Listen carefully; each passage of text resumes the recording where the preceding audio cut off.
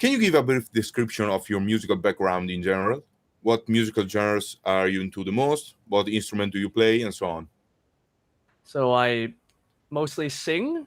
I have a basic knowledge of the piano, how to read scores, everything.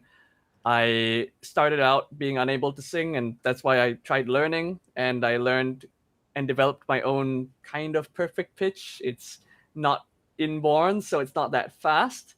So, and also the perfect pitch is by association, which means that I can remember basically either the song that I first associated with that pitch or hear the piano note in my head, and then I have to compare it. But that means that if the note song's very fast, I don't have enough time. That's not fast enough. But so I wanted to develop relative pitch, and I thought, okay, it'll be really good for sight singing as well. Because what happens is when I try sight singing, I'll try to go note by note, but there's no flow. It doesn't feel like a melody. It just feels like a set of notes, and I won't remember it the next day. So I feel like I do need to develop relative pitch, and so I've taken the course now, maybe up to unit 4 or 5 ish or 6. I'm just jumping around there. Yeah. Yeah, great. What was your process for developing your music reading skills prior to using Usury? So first off, I had to start off with matching pitch, of course, because that was way off. So it would be my cousin and myself. Like, we were both learning to sing. He would sing me a note, then I would sing it, then he would tell me if I matched, and then we would try to feel the resonance, all that. So there was that in the beginning.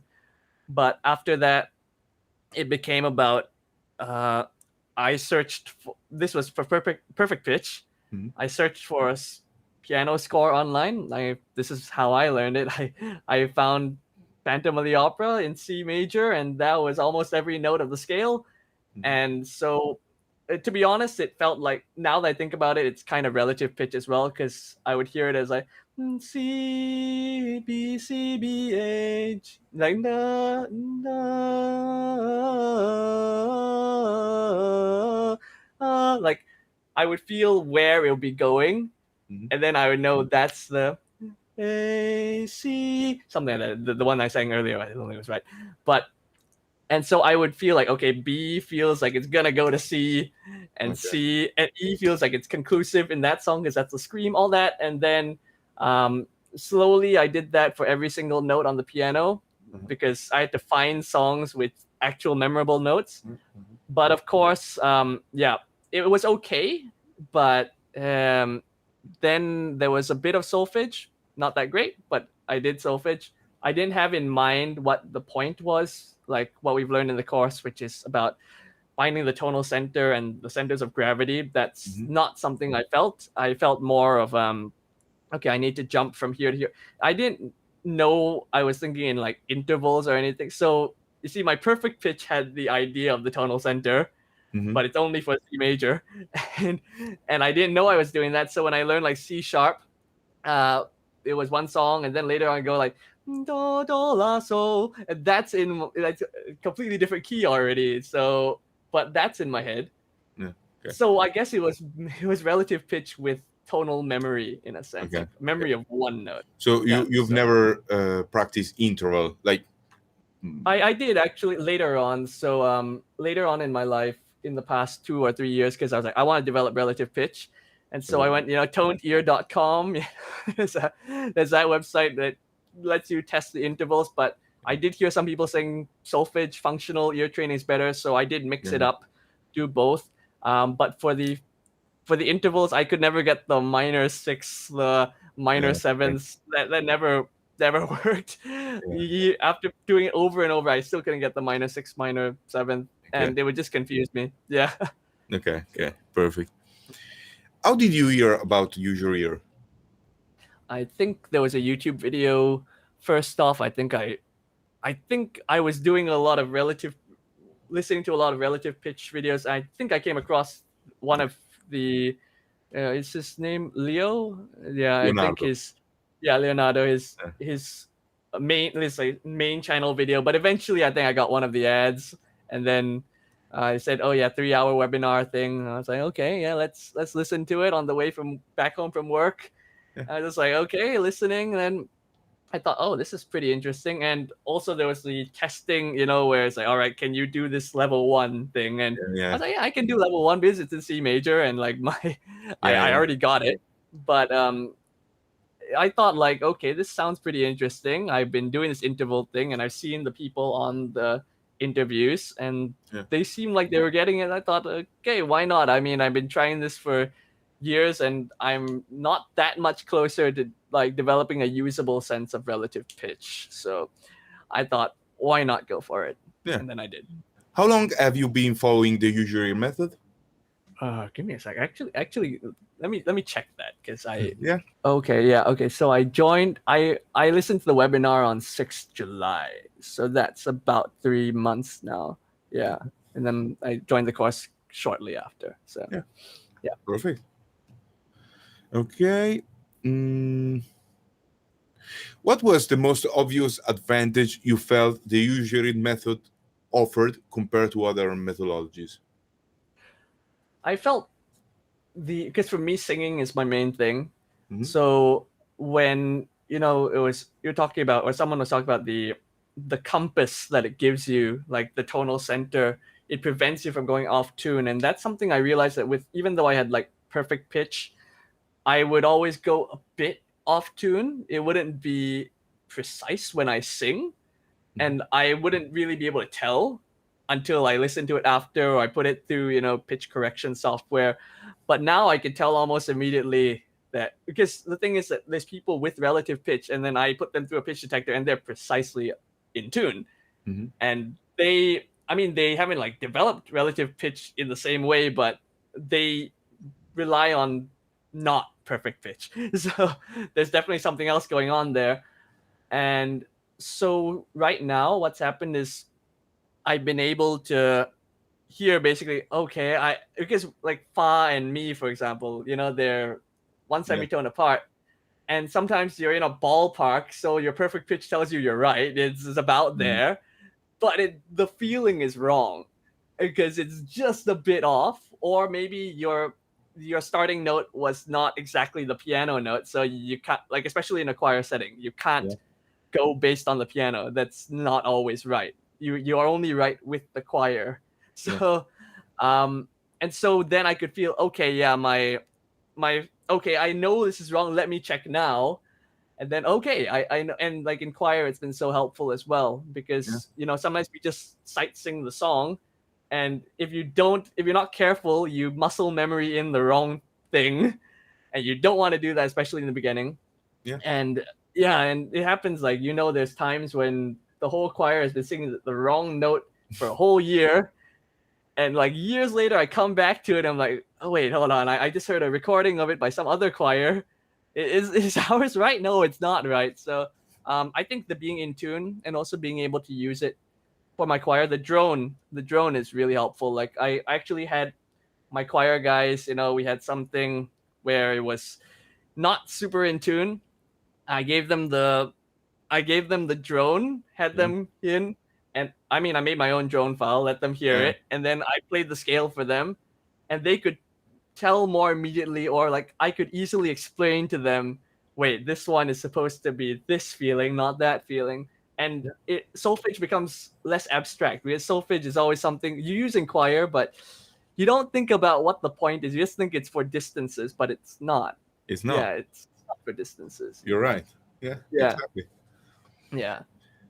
By following this course, have you noticed any improvements in your musical hearing skills? If so, what? Yeah, sight singing is way easier now, especially for, if the rhythm is something I can follow fast enough, the notes, if the thing, especially like I was practicing on old Christian hymns and all that, they're a lot simpler melodically. Anything conventional Western choral music, it's really easy to sight sing now, except like rhythms. That one is a separate thing.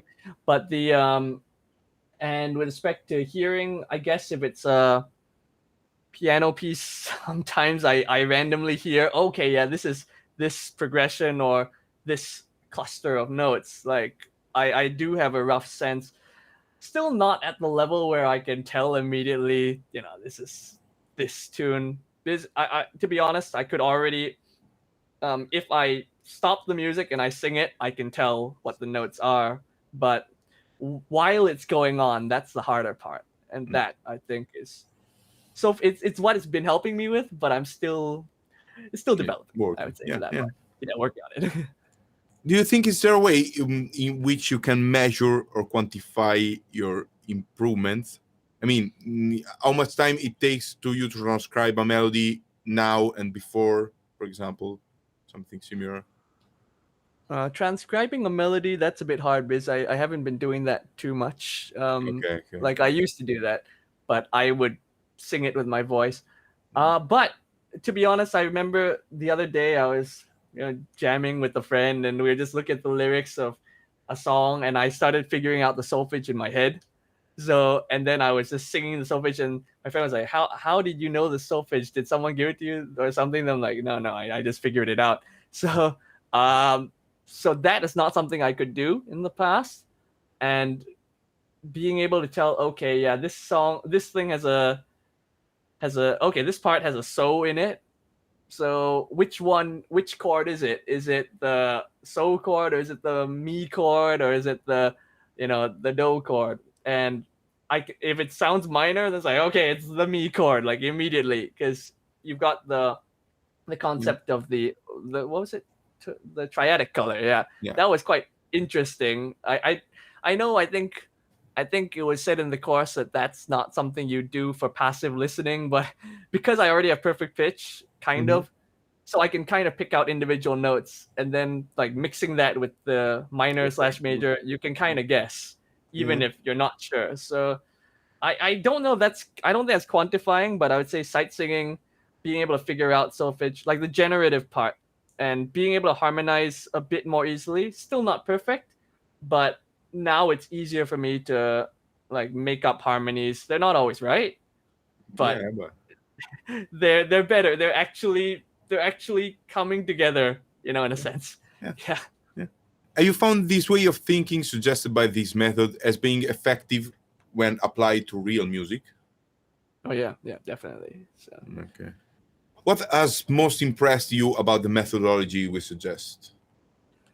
It's just how simple the idea is, to be honest. It's just there is a tonal framework. I mean, you can of course change what scale the tonal framework manifests as, but you have basically guideposts along this that you snap into, and everything else to me it's in service of that, and it's just really simple. It's really helpful for, I think choirs should adopt this kind of thinking, to be honest. Like solfege is super helpful on its own. Even if you go by the interval method on its own, it's already really good.